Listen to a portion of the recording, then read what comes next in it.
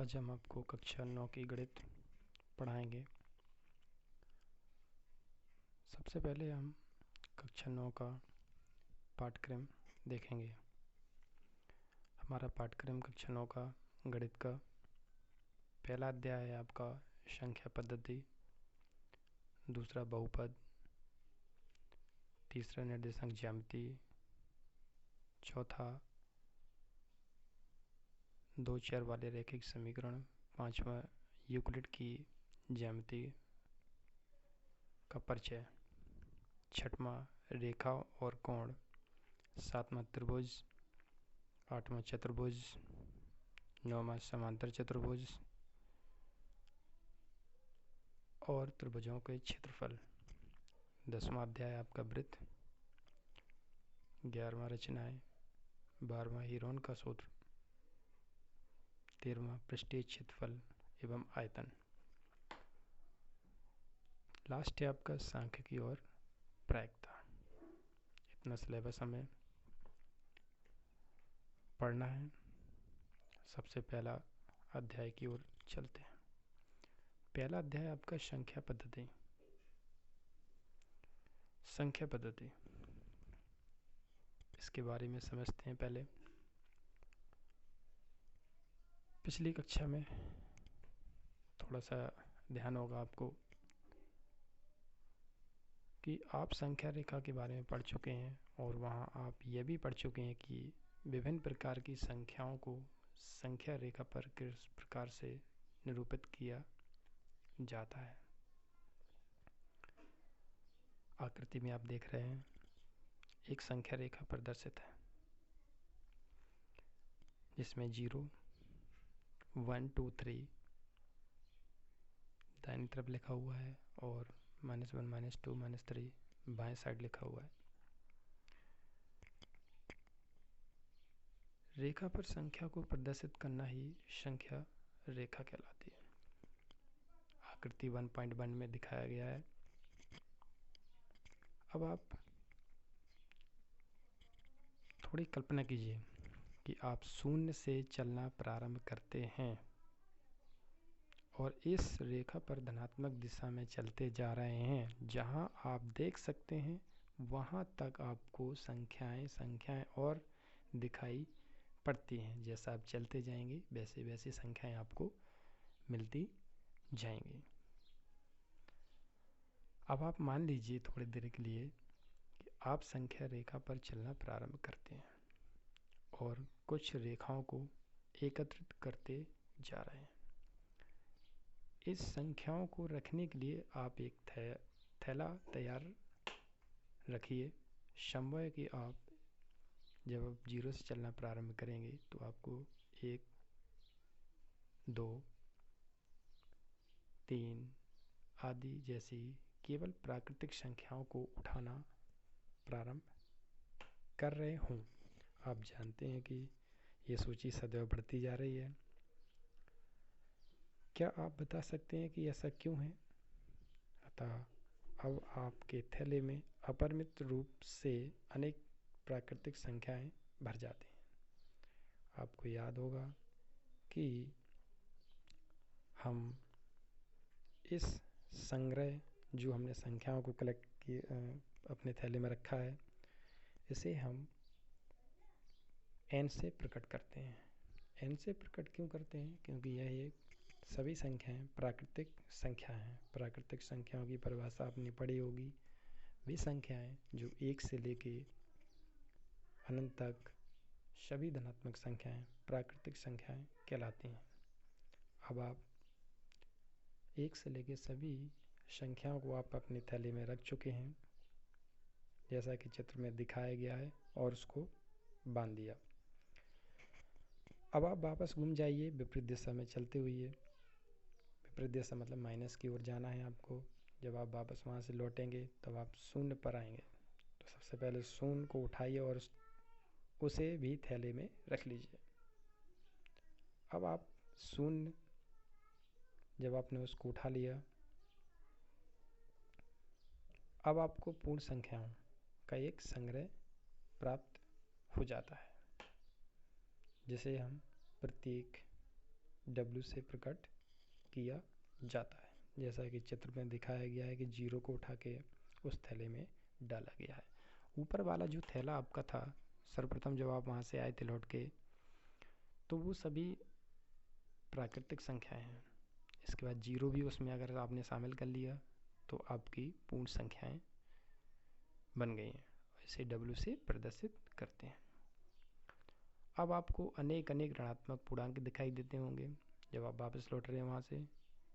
आप इन सभी ऋणात्मक पूर्णांकों को अपने थैले में डाल दीजिए।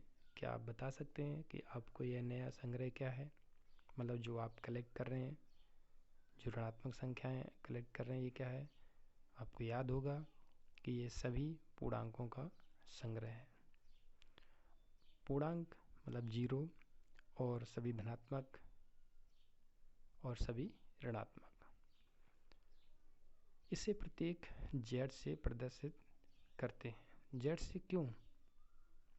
आप चित्र में जैसा देख रहे होंगे कि Z एक थैला है, उसमें माइनस भी संख्याएं लिखी हैं, 0 भी है, प्लस भी संख्याएं हैं। Z से क्यों प्रदर्शित करते हैं? Z जर्मन शब्द जैलिन से लिया गया है, जिसका अर्थ है गिनना, और जहल जिसका अर्थ है संख्या। यह सभी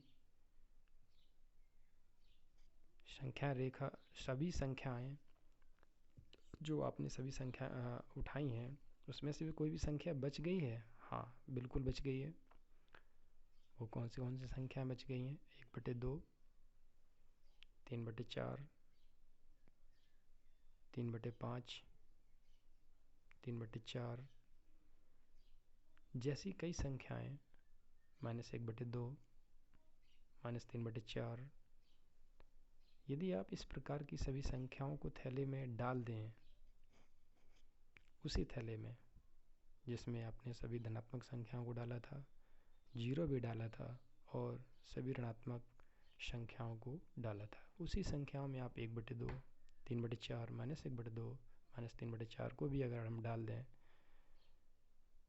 तो यह परिमेय संख्याएं, जिसे हम इंग्लिश में रेशियोनल नंबर कहते हैं, ये हम कलेक्ट कर लेंगे। मतलब संग्रह हो जाएगा।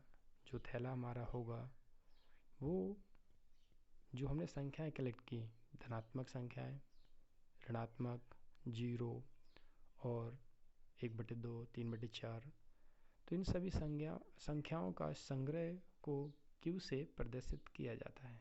अंग्रेजी शब्द रेशियोनल की उत्पत्ति अंग्रेजी शब्द रेशियो से हुई है और अक्षर Q अंग्रेजी शब्द क्विटेंट से लिया गया है। अब आपको याद होगा कि परिमेय संख्याओं की परिभाषा इस प्रकार हम दे सकते हैं कि संख्या R को परिमेय संख्या कहा जाता है, जिसे हम रेशियोनल नंबर कहते हैं। यदि इसे P/Q के रूप में लिखा जा सकता है, जहाँ P और Q पूर्णांक हैं और Q ≠ 0 है। यहाँ हम इस प्रकार बल क्यों देते हैं कि Q ≠ 0 होना चाहिए? क्यों? क्योंकि जब हम Q बराबर 0 हो जाएगा, मतलब Q हर, P क्या अंश, जब हर 0 होगा और हर का भाग जब 0 का भाग किसी भी संख्या में दिया जाता है तो वो अनंत आता है। अब आप इस बात की ओर ध्यान दीजिए कि थैले में रखी सभी संख्याओं को P/Q के रूप में लिखा जा सकता है, जहाँ P और Q पूर्णांक है और Q ≠ 0। उदाहरण के तौर पर -25 को हम -25/1 के रूप में लिखा जा सकता है, जहाँ P बराबर -25 और Q बराबर 1। इस तरह हम यह पाते हैं कि परिमेय संख्याओं के अंतर्गत प्राकृतिक संख्याएं, पूर्ण संख्याएं और पूर्णांक भी आते हैं। आप यह भी जानते हैं कि परिमेय संख्याओं को P/Q के रूप में अद्वितीय मतलब यूनिक निरूपण नहीं होता। अद्वितीय नहीं होता, अद्वितीय का मतलब है यूनिक, मतलब एक यूनिक नहीं होता, मतलब उसका दूसरा रूप भी होता है, जहाँ P और Q पूर्णांक हैं, Q ≠ 0। उदाहरण के लिए हम 1/2, ये यूनिक नहीं है। हम 1/2 को 2/4 भी लिख सकते हैं। इक्वल हम 10/20 भी लिख सकते हैं। एक कॉलम 25/50 भी लिख सकते हैं, और 47/94 मतलब 47/94 आदि। ये परिमेय संख्याएं, तुल्य परिमेय संख्याएं, या हम इसे भिन्न कह सकते हैं। फिर भी जब हम यह कहते हैं कि P/Q परिमेय संख्या है, जब हम P/Q को एक संख्या रेखा पर निरूपित करते हैं, तब हम मान लेते हैं कि Q ≠ 0। P और Q एक से अतिरिक्त कोई उभयनिष्ठ गुणनखंड नहीं है, अर्थात P और Q सहभाज्य संख्याएं हैं। अतः संख्या रेखा पर 1/2 के तुल्य अपरिमित रूप से अनेक भिन्नों में से हम 1/2 लेते हैं, जो सभी को निरूपित करती है। आइए अब हम विभिन्न प्रकार की संख्याओं, जिनका अध्ययन आप पिछली कक्षाओं से कर चुके हैं, उससे संबंधित कुछ एग्जाम्पल्स को सॉल्व करते हैं। नीचे दिए गए कथन हैं, यह कथन के कारण साथ अपने उत्तर देना है, सत्य और असत्य। उदाहरण नंबर 1 का पहला पार्ट है, प्रत्येक पूर्ण संख्या एक प्राकृतिक संख्या होती है। प्रत्येक पूर्ण संख्या एक प्राकृतिक संख्या। पूर्ण संख्या, जब हम 0 से चलना प्रारंभ किए थे, तो हमने 1 2 3 4 सभी संख्याओं को थैले में डाला था। तो वहाँ पर जब परिभाषा में ये बताया गया था कि प्राकृतिक संख्याएं वे संख्याएं हैं जो 1 से लेकर अनंत तक, तो यहाँ पर पूर्ण संख्या तो 0 भी है, अर्थात यह असत्य है। क्यों? क्योंकि 0 एक पूर्ण संख्या है, परंतु प्राकृतिक संख्या नहीं है। प्रत्येक पूर्णांक एक परिमेय संख्या होता है। प्रत्येक पूर्णांक, ध्यान से समझिए, प्रत्येक पूर्णांक। तो यहाँ प्रत्येक पूर्णांक मतलब 0, -1, -2, -3, -4, 1 2 3 4 ये सभी क्या हैं? पूर्णांक हैं। -1, -2, -3, -4 ये ऋणात्मक पूर्णांक हैं, और 1 2 3 4 ये धनात्मक पूर्णांक हैं। तो प्रत्येक पूर्णांक -2/1 मतलब P/Q के रूप में है, जो परिमेय संख्या है। 0/1 ये भी परिमेय संख्या है। क्यों? क्योंकि P/Q Q = 0 नहीं होना चाहिए। P 0 हो सकता है। 1/2 या 2/1, 2 क्या है? पूर्णांक है, और 2/1 P/Q के रूप में लिखा गया है, जो भिन्न के रूप में है, अर्थात यह प्रत्येक पूर्णांक एक परिमेय संख्या होता है, सत्य है। प्रत्येक परिमेय संख्या एक पूर्णांक होती है। प्रत्येक परिमेय संख्या एक पूर्णांक नहीं। क्यों? क्योंकि 3/5 एक पूर्णांक नहीं है। 1/2 पूर्णांक नहीं है। 1/2 जैसे हम आधा बोलते हैं, ये पूरा नहीं है, इसलिए ये पूर्णांक नहीं है। 1 और 2 के बीच क्वेश्चन नंबर अगला है, जो 1 और 2 के बीच 5 परिमेय संख्याएं ज्ञात कीजिए। इस प्रश्न को हम 2 विधियों से भी हल कर सकते हैं, लेकिन जो सबसे सरल विधि है, उस विधि से हम इसको सॉल्व करेंगे। आपको याद होगा, 2 संख्या आपके पास है, R और S के बीच एक परिमेय संख्या ज्ञात करने के लिए आप R और S को जोड़ते हैं और उसे 2 से भाग देते हैं, अर्थात R + S/2 R और S के बीच स्थित होती हैं। R और S अभी आपको समझ में नहीं आया, हम आपसे पूछें 3 और 5 के बीच की संख्या बताइए, तब आप कहेंगे 4। कैसे? पता नहीं। 3 और 5 को जोड़िए, 8 होता है। 8 में 2 का भाग करिए, तब आपका 4 आएगा। इसी तरीके से यहाँ पर 1 और 2 को जोड़िए, फिर आप 2 का भाग दीजिए, तो आपको 3/2 मिलेगा। 3/2 मिलेगा। इसी प्रक्रिया में आप 1 और 2 के बीच 4 परिमेय संख्याएं ज्ञात कर सकते हैं। ये 4 संख्याएं हैं, 5/4, 11/8, 13/8 और 7/4। अब हम आपको एक प्रश्नावली 1.1 होमवर्क के लिए देते हैं, जिसको आपको कॉपी पर होमवर्क करना है। जो अभी हमने आपको पढ़ाया उसमें से आपको संख्या पद्धति, जिसमें आपने प्राकृतिक संख्याएं, पूर्णांक,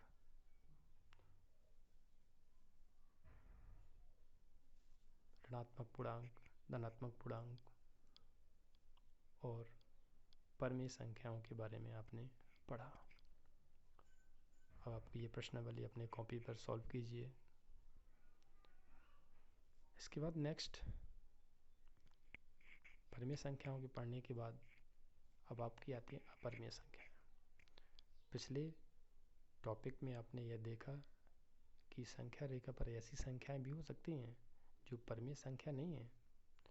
इस अनुच्छेद में अब हम इस टॉपिक के आगे अब हम इन संख्याओं पर चर्चा करेंगे। अभी तक हमने जिन संख्याओं पर चर्चा की वे p/q के रूप की रहीं, जहां p और q पूर्णांक हैं, q ≠ 0 है। अतः आप यह प्रश्न कर सकते हैं कि क्या ऐसी भी संख्याएं हैं जो इस रूप की नहीं होती? वस्तुतः ऐसी संख्याएं होती हैं। आइए अब हम इन संख्याओं को औपचारिक परिभाषा दें। संख्या s को अपरमेय संख्याएं, इर्रेशनल नंबर कहा जाता है यदि इसे p/q के रूप में न लिखा जाए या न लिखा जा सकता हो, जहां p और q पूर्णांक हैं और जहां q ≠ 0। आप यह जानते हैं अपरिमित रूप से अनेक परमेय संख्याएं होती हैं। इसी प्रकार अपरमेय संख्याएं भी अपरिमित रूप से अनेक होती हैं। इनके कुछ उदाहरण: रूट के अंतर्गत लिखे सभी पूर्णांक जिनका पूर्ण वर्गमूल नहीं होता, वे सभी अपरमेय संख्याएं कहलाती हैं। जैसे √2, √3, √15, √5, √7, √11, √13 और पाई। पाई एक क्या है? अपरमेय संख्या है। लेकिन जब पाई का मान 22/7 अगर कहा जाए तो ये एक परमेय संख्या है। क्यों? क्योंकि ये p/q के रूप में भिन्न के रूप में लिखी है। आइए अब इन संख्याओं को औपचारिक हम परिभाषा दें।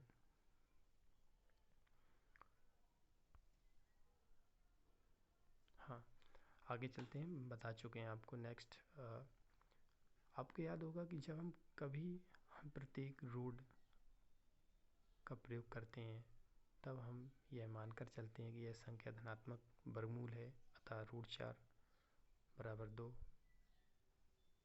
अर्थात 2 और -2 दोनों ही संख्या 4 के वर्गमूल हैं। ऊपर दी गई परमेय संख्याओं के बारे में आप जानते हैं। उदाहरण के लिए ऊपर दिए गए अनेक वर्गमूलों और संख्या पाई से आप परिचित हो चुके हैं। पाइथागोरस के अनुयायियों ने यह सिद्ध किया कि √2 एक अपरमेय संख्या है। आइए हम पिछले अनुच्छेद के अंत को पढ़ते हैं। उठाए गए प्रश्नों पर पुनः विचार करें। इसके लिए परमेय संख्याओं वाला थैला लीजिए। अब हम परमेय संख्या रेशियोनल नंबर, हम थैले में सभी परमेय संख्याएं भी डाल दें तो क्या अब भी संख्या रेखा पर कोई संख्या बची है? इसका उत्तर नहीं। अतः एक साथ ली गई सभी परमेय संख्याएं और अपरमेय संख्याओं की संग्रह से जो प्राप्त होता है उसी को हम वास्तविक संख्याएं कहते हैं। इसको हम इंग्लिश में रियल नंबर कहते हैं। इसे हम कैपिटल R से प्रदर्शित करते हैं। अतः वास्तविक संख्या या परमेय या अपरमेय संख्या हो सकती है। अतः हम कह सकते हैं कि प्रत्येक वास्तविक संख्या को संख्या रेखा के एक अद्वितीय बिंदु से निरूपित किया जाता है। अतः संख्या रेखा का प्रत्येक बिंदु अद्वितीय वास्तविक संख्या के रूप में निरूपित करता है। यही कारण है कि संख्या रेखा को एक वास्तविक संख्या रेखा के नाम से भी जाना जाता है। अभी आपने देखा कि √2 एक प्रकार की एक अपरिमेय संख्या है। संख्या रेखा पर √2 का स्थान निर्धारित कैसे करेंगे, ये हम क्वेश्चन है। अब आप ध्यान से देखिए कि यह सरलता से देखा जा सकता है कि जो यूनानी थे पहले, उन्होंने √2 का पता लगाया कि एक मात्रक लंबाई की दो भुजाएं ली, बराबर बराबर लंबाई की एक मात्रक, एक मतलब 1 सेंटीमीटर हो या 1 मीटर हो। उन्होंने एक वर्ग बनाया OA, AB और BC और CO। ये सभी वर्ग की भुजाएं एक मात्रक की। आप देख रहे होंगे कि एक बीच में OB एक रेखा खींची गई है और वर्ग का प्रत्येक कोण 90 अंश का होता है। OAB, त्रिभुज OAB में हम आधार OA और लंब AB और OB आपका विकर्ण है, जो पाइथागोरस के प्रमेय से, पाइथागोरस की जो प्रमेय कहती है वो किसी समकोण त्रिभुज में सबसे बड़ी भुजा का स्क्वायर बराबर शेष दो भुजाओं के वर्गों के योगफल के बराबर होता है। सबसे बड़ी भुजा का स्क्वायर बराबर शेष दो भुजाओं के वर्गों का योग। अब आप देख रहे हो यहाँ OB बराबर √1 का स्क्वायर, मतलब पहली भुजा 1 उसका स्क्वायर प्लस 2 दूसरी भुजा भी 1 उसका स्क्वायर, 1 का स्क्वायर 1 का भी स्क्वायर 1/2 √2। संख्या रेखा पर इसको हमें दर्शाना है। तो हम √2 को किस प्रकार निरूपित कर रहे हैं कि ऐसा सरलता से किया जा सके, इस बात का ध्यान रखते हुए शीर्ष O शून्य के साथ संपाती बना रहे हैं। आकृति में दिखा रहे हैं आपको कि 0 के बाद यहाँ पर एक मात्रक A को प्रदर्शित किया, इसके बाद 2, 3 O और A को यहाँ पर एक वर्ग बनाया। वर्ग बनाने के उपरांत O और B को मिलाया और OB को मिलाने के बाद 1 का स्क्वायर उसका वर्गमूल √2 आया। इसके बाद हम O को केंद्र मानकर और OB त्रिज्या लेकर के प्रकाल की सहायता से हम O बिंदु पर प्रकाल की नोक रखेंगे और B बिंदु पर पेंसिल के माध्यम से हम एक चाप लगाएंगे जो रेखा संख्या रेखा को बिंदु P पर काटेगी। यही आपका √2 बिंदु P होगा। प्रश्नावली अपरिमेय संख्या से संबंधित आपकी दूसरी प्रश्नावली है। नीचे दिए गए कथन सत्य हैं या असत्य के कारण के साथ अपने उत्तर आपको देना है।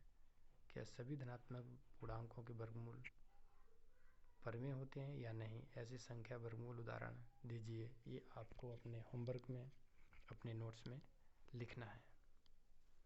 लास्ट क्वेश्चन ये तीसरा भी है। दिखाइए संख्या रेखा पर √5 को किस प्रकार निरूपित किया जा सकता है।